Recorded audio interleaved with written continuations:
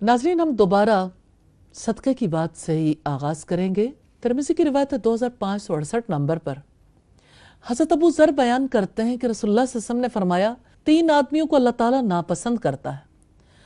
जिन्हें पसंद करता है उनमें से एक वो आदमी है जो कुछ लोगों के पास आया, अल्लाह का वास्ता देकर उनसे मांगा, अपनी रिश्तेदारी के हवाले से नहीं मांगा, लेकिन उन्होंने उसे हटा दिया। उनके बाद एक आदमी आया, उसने उसे खुफिया तौर पर दे दिया। अल्लाह ताला और साइल के अलावा किसी को पता नहीं चला। दूसरा शख्स वो है कि कुछ लोग सफ़र कर रहे थे, यहाँ तक कि जब उन्हें नींद बहुत प्यारी लगी और वो सो गए तो उसने क़याम की हालत में मेरी तारीफ़ शुरू कर दी और मेरी आयात तिलावत करता रहा। तीसरा आदमी वो है जो एक लश्कर में शरीक था। जब ये दुश्मन के सामने हुआ वो पसपा हो गए और ये सीना तान कर लड़ता रहा, यहाँ तक कि शहीद हो गया या फतह याब हो गया। 3 आदमी जिन्हें अल्लाह ताला बहुत नापसंद करता है, बूढ़ा ज़ानी, मुतकब्बिर, तंगदस्त और जालिम दौलतमंद है। तिरमिज़ी की रिवायत 2568 नंबर पर है, जिससे हमें पता चलता है कि जो शख्स अल्लाह के नाम पर सवाल करता है उसको छुपा कर देने वाले का बहुत बड़ा अजर है और यकीनन देने वाला अल्लाह ताला की मोहब्बत में देता है। हज़रत अनस बयान करते हैं, रसूलुल्लाह सल्लल्लाहु अलैहि वसल्लम ने फरमाया, जब अल्लाह ताला ने ज़मीन को पैदा किया तो उसने हिलना शुरू कर दिया। अल्लाह ताला ने उस पर पहाड़ गाड़ दिए तो वो ठहर गई। फरिश्तों ने पहाड़ों की मजबूती पर इजहार ताज्जुब किया और कहा, ए हमारे रब, तूने पहाड़ों से भी सख्त मखलूक पैदा की है? अल्लाह ताला ने फरमाया, हाँ, लोहा। उन्होंने कहा, क्या लोहे से भी ज़्यादा सख्त मखलूक पैदा की है? अल्लाह ताला ने फरमाया, आग। उन्होंने कहा, क्या आग से सख्त भी कोई मखलूक है? अल्लाह ताला ने फरमाया, पानी। उन्होंने कहा, क्या पानी से भी सख्त कोई मखलूक है? अल्लाह ताला ने फरमाया, हाँ, हवा। उन्होंने कहा, क्या हवा से भी कोई सख्त मखलूक है? अल्लाह ताला ने फरमाया, आदम का बेटा जब दाएं हाथ से सदका करे और बाएं हाथ से उसे मख्फी रखे। सुभान अल्लाह, या अल्लाह हमें ऐसे अफराद में शामिल फरमा दीजिए। ये तिरमिज़ी की 3369 नंबर रिवायत है। फिर हम सदक़े के हवाले से ये भी देखेंगे कि सदक़े में जो लोग रियाकारी करते हैं उनका क्या अंजाम है। शद्दाद बिन औस रज़ी अल्लाह ताला अन्हु से रिवायत है, फरमाते, मैंने रसूलुल्लाह को फरमाते सुना, मन सल्ला युराई फ़क़द अशरका, जिसने दिखावे की नमाज पढ़ी उसने शिर्क किया। व मन सामा युराई फ़क़द अशरका, जिसने दिखावे का रोज़ा रखा उसने शिर्क किया। व मन तसद्दक़ युराई फ़क़द अशरका, और जिसने दिखावे का सदका किया उसने शिर्क किया। ये मुस्नद अहमद की और अत-तरग़ीब व तरहीब की रिवायत है, हदीस नंबर 43 है।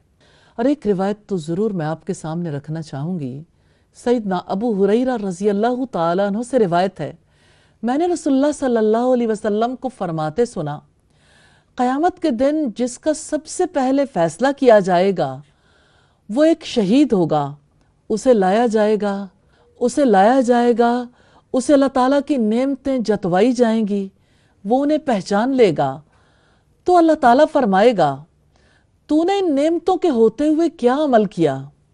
वो कहेगा, मैंने तेरे रास्ते में जिहाद किया, यहाँ तक कि शहीद हो गया।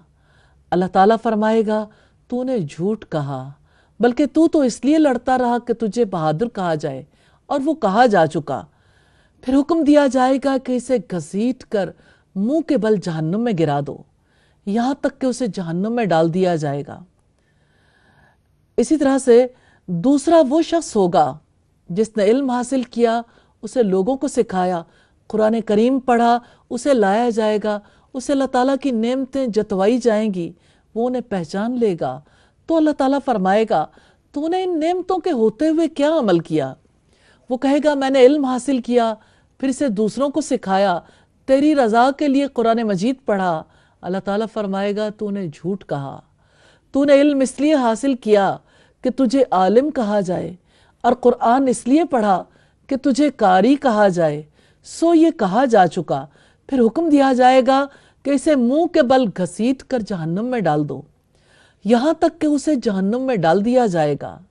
تیسرا وہ شخص ہوگا جس پر اللہ تعالیٰ نے وسعت کی تھی اور اسے ہر قسم کا مال عطا کیا تھا، اسے بھی لایا جائے گا، اسے بھی اللہ تعالیٰ کی نعمتیں جتوائی جائیں گی، وہ انہیں پہچان لے گا تو اللہ تعالیٰ فرمائے گا تو نے ان نعمتوں کے ہوتے ہوئے کیا عمل کیا؟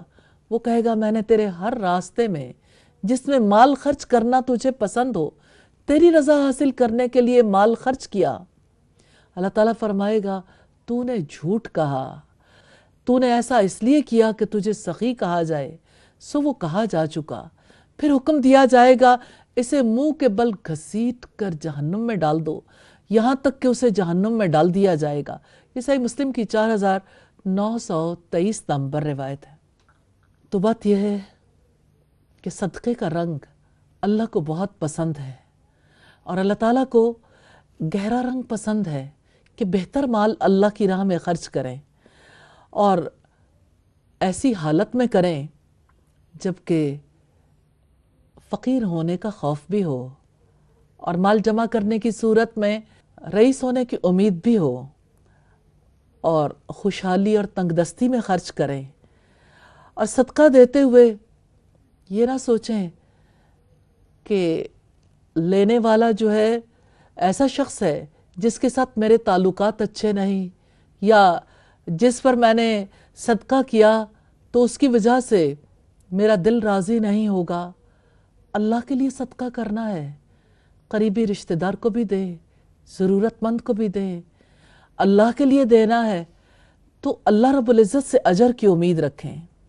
نبی صلی اللہ علیہ وسلم سے بنو تمیم قبیلے کے ایک شخص نے سوال کیا کہ اللہ کے رسول میرے پاس بہت سا مال و دولت ہے، اہل و عیال ہے، آپ مجھے بتائیں میں کیا کروں، کیسے خرچ کروں؟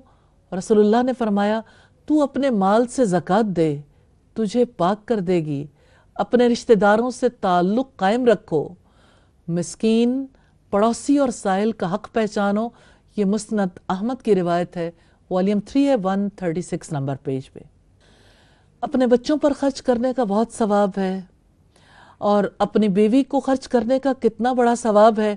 نبی صلی اللہ علیہ وسلم نے فرمایا کہ جو لقمہ کوئی شخص اپنی بیوی کے منہ میں ڈالتا ہے وہ اس کے لیے صدقہ ہے۔ اور ابو مسعود بدری سے روایت ہے کہ نبی کریم نے فرمایا انسان کا اپنے بچوں پر خرچ کرنا بھی باعث ثواب ہے۔ اور صدقے میں ان آداب کو پیش نظر رکھنا ضروری ہے۔ صدقے میں اخلاص ہونا چاہیے، ریاکاری نہیں ہونی چاہیے، واجب صدقے میں یعنی زکوٰۃ میں دیر نہیں کرنی چاہیے، اور مستحب صدقہ کرنا ہے، یعنی آپ کے ذمہ زکوٰۃ بھی عائد ہے، واجب ہے، اور اب صدقہ بھی کرنا چاہتے ہیں تو پہلے زکوٰۃ کو ادا کریں گے۔ اور اسی طرح جب صدقہ واجب ہو تو جن اصناف کے متعلق حکم دیا گیا انہی تک محدود رہنا چاہیے، اور صدقہ حلال کمائی سے دینا چاہیے، اور پہلے عمدہ مال میں سے صدقہ دینا چاہیے، اور محبوب چیز کو اللہ کی راہ میں دینا چاہیے، اور صدقے کو محتاجوں تک پہنچانا چاہیے، اور صدقے کے ساتھ احسان اور اذیت کو نہیں ملانا چاہیے۔ پھر صدقہ دینے پر شکر بھی ادا کرنا چاہیے کہ اللہ رب العزت نے توفیق دی اور اللہ کے حکم کے مطابق عمل کیا۔ اللہ تعالیٰ سے دعا ہے ہم سب کو صدقہ کرنے والوں میں شامل فرمائے۔ اللہ تعالیٰ سے دعا ہے کہ اس کے بدلے میں ہم سے راضی ہو جائے، ہمیں صدقے کا رنگ دے دیں۔ الہی تو با اختیار ہے، تو جو چاہے کر سکتا ہے۔ الہی تو ہمارے دلوں کو یقین دے دے، اور اس یقین کے نتیجے میں ہمیں اپنے مال میں سے اور جو تو نے ہمیں رزق دیا اس میں سے اپنے راستے میں خرچ کرنے کی توفیق عطا فرما دے۔